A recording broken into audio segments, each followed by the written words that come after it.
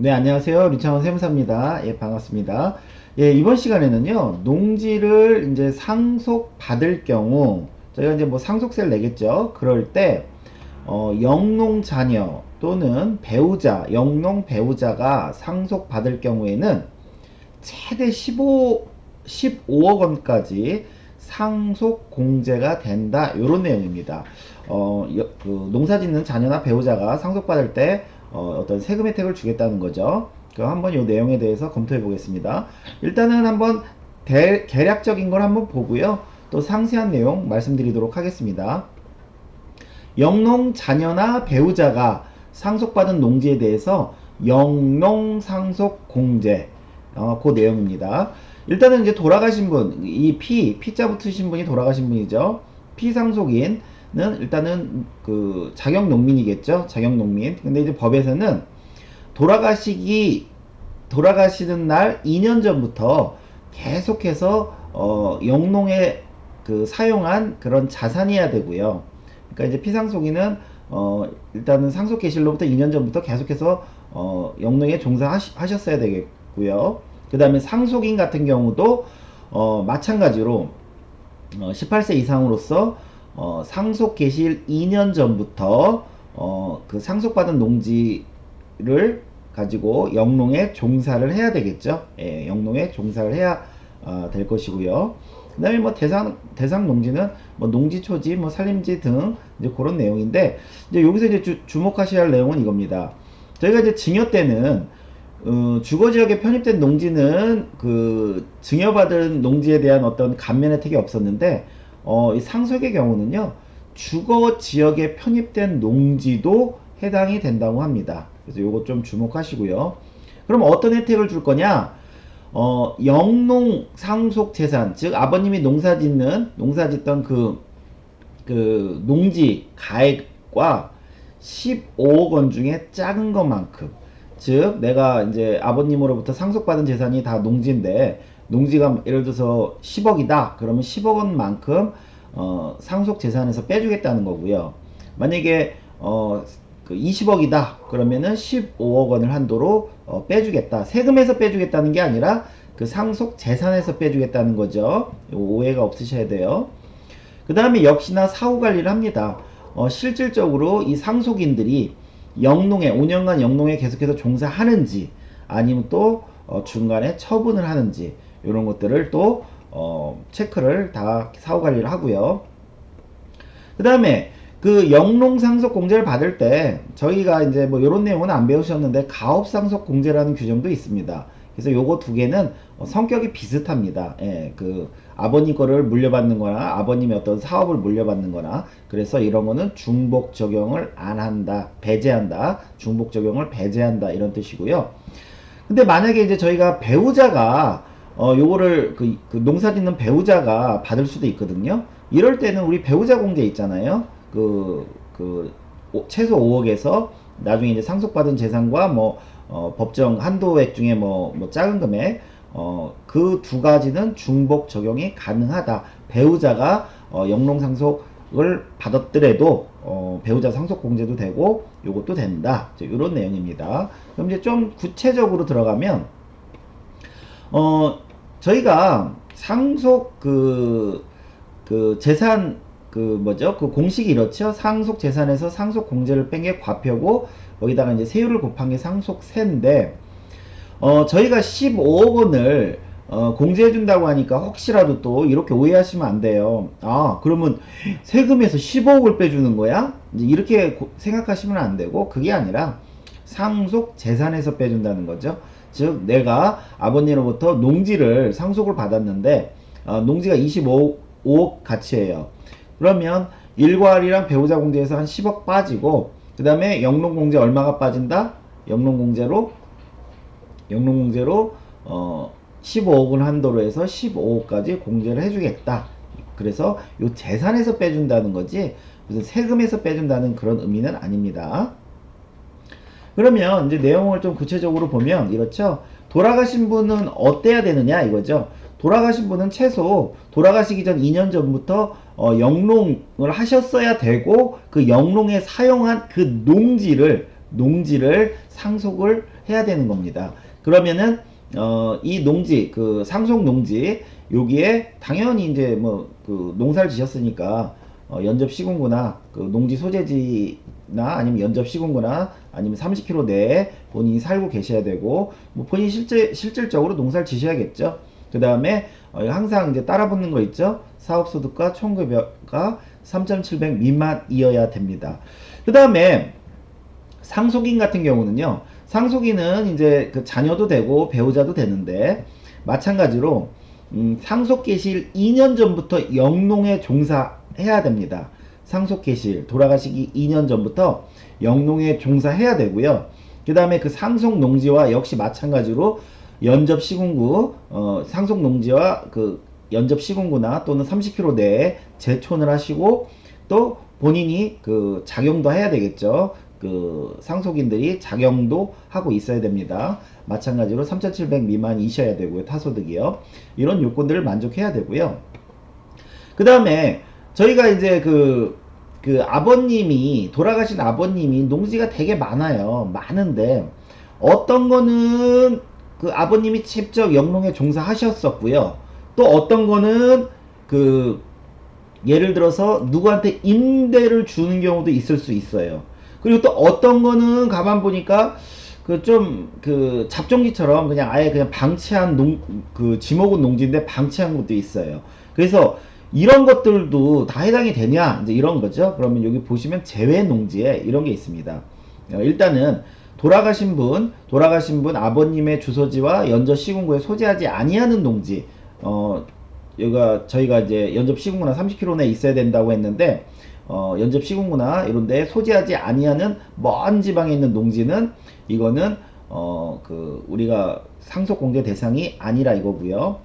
그 다음에 사실상 보니까 지목만 농지지 가보니까 무슨 뭐 잡종지에 뭐 아예 방치된 땅이다 이런 것도 그 상속 공제 대상이 아닙니다. 상속 공제 대상이 아니고 그 다음에 2년간 반드시 영농에 종사해야 된다고 그랬죠. 상속 개시일 2년 전부터. 근데 취득한 게 2년도 안 돼요. 예를 들어서 이런 건 당연히 제외되겠죠. 제외 농지가 되겠고요. 그 다음에 상속 개시일 2년 전부터 아버님이 농사진 게 아니라 남한테 그냥 임대를 줬어요. 이런 것도 해당이 안 된다는 거죠. 그 상속 재산에 해당이 안 된다. 이런 내용이고요.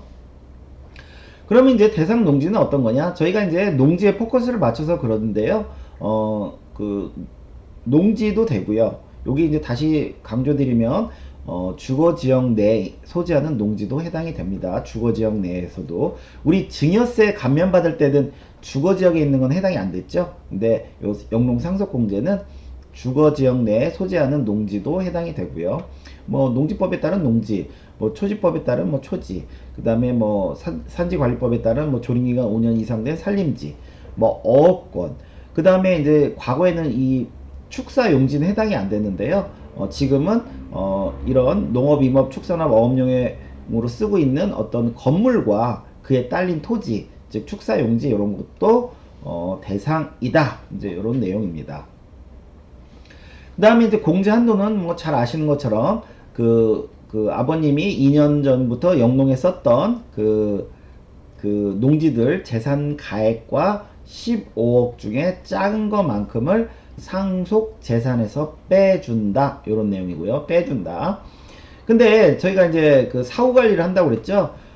상속인들이 5년간 영농에 종사하느냐 아니면 처분을 하느냐 이제 요거를 그 사후 관리를 합니다.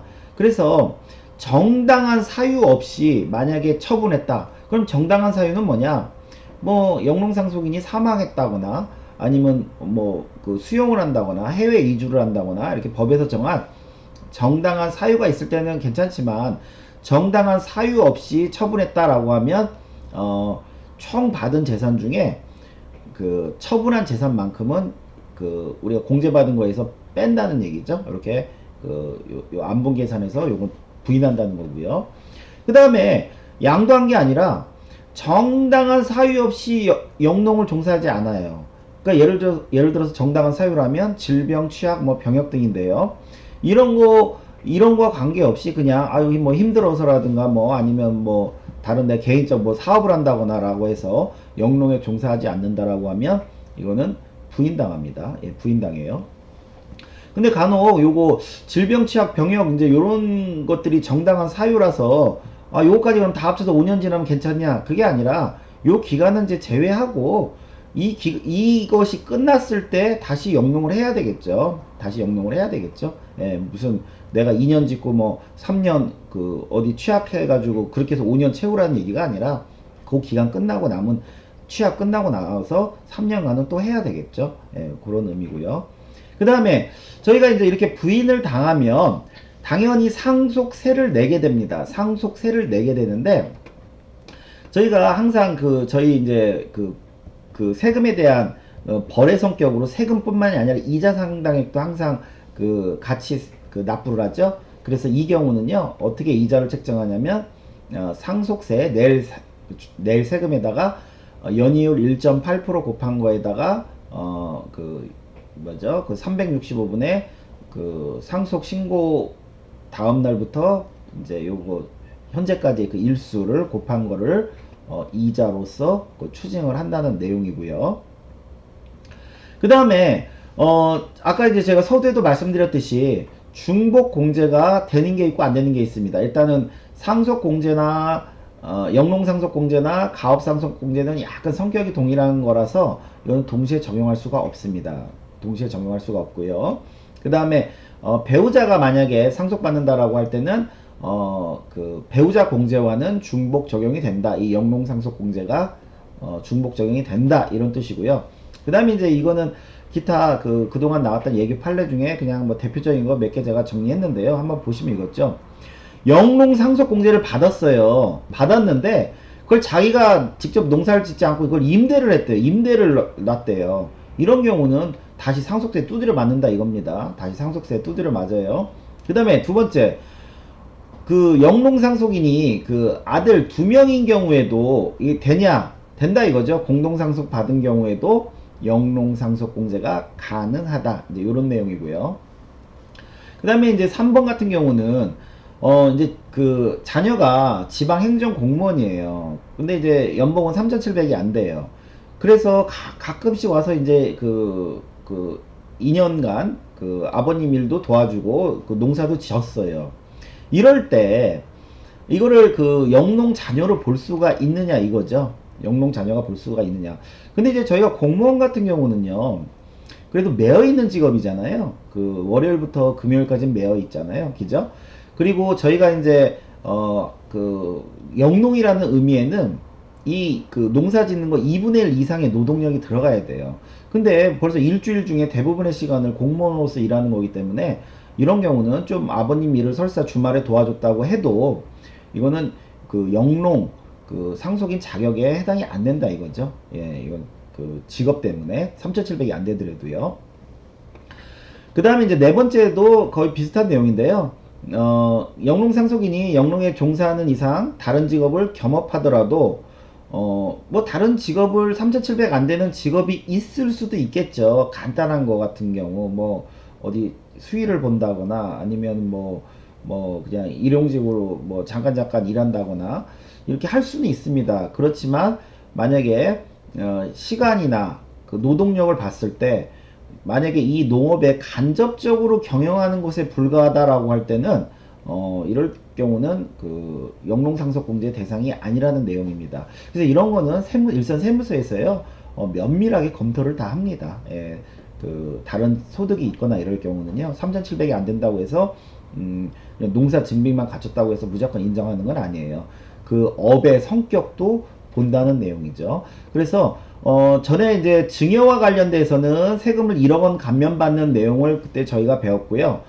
이제 상속 같은 경우는 상속 재산에서 그 아버님이 이제 요건에 맞는 그 아버님 2년 전부터 농사 졌던 그런 농지 그리고 자녀도 2년 이상 농사를 짓는 자녀나 배우자가 상속을 받았을 때는 그 상속 재산 가액에서 그 농지죠. 가액에서 15억 원을 한도로 재산에서 빼준다. 상속 공제해 준다. 요 내용입니다. 예. 좀 도움이 됐으리라 믿고요. 예, 오늘 수업은 여기까지 하겠습니다. 감사합니다.